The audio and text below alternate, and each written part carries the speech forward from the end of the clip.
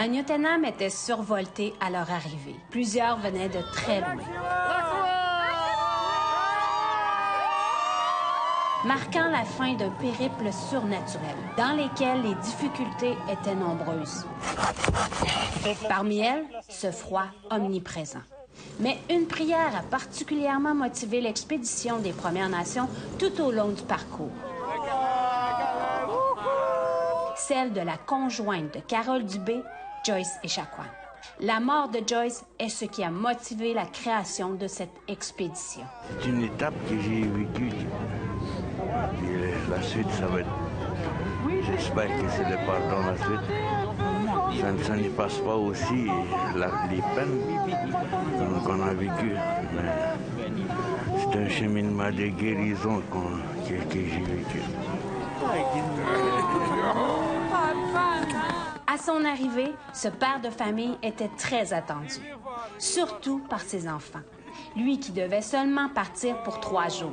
J'ai pas de mots, je suis content.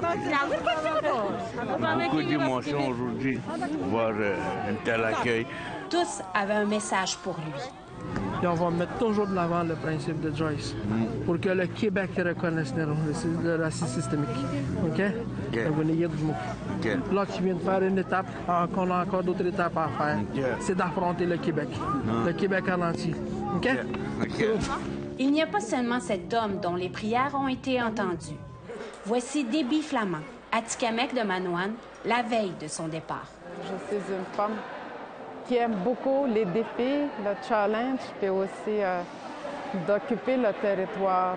Et le territoire l'a complètement changé à son retour, affirmant avoir reçu plusieurs enseignements tels que le courage, la force et l'entraide.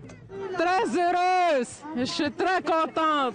Oui, c'est vraiment super d'être arrivée ici à Magnotenam. Je suis tellement contente d'avoir fini, d'avoir terminé surtout cette belle ride, cette belle expédition. Ça a été difficile, mais ça a été un très bel apprentissage pour moi.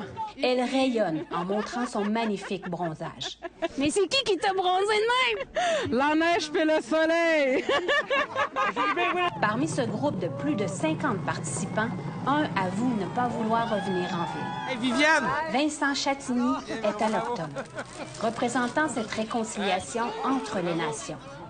Cet entrepreneur admet avoir adoré vivre au rythme des Premières Nations. Que les cris de les Naskapis sont complètement différents. Ça a vraiment cliqué.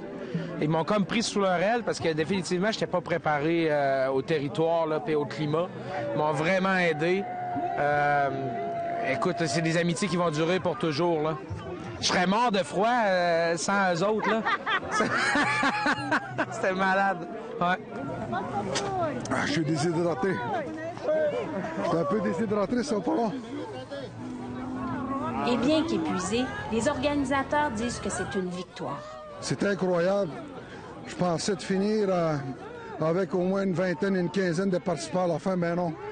Tout au contraire, ça a tout été des résilients, des vrais guerriers, guerrières. Là. Je suis estomaqué de ça. Je suis tellement fier de ces participants-là. Là. Je leur dois toute ma gratitude, ma reconnaissance, et à toutes les communautés qui étaient avec nous. L'expédition des Premières Nations a ramené ses participants sains et saufs. Plusieurs espèrent une deuxième édition, soit en 2025. Chouchane Bacon, Nouvelle nationale d'APTN, Magnotenam.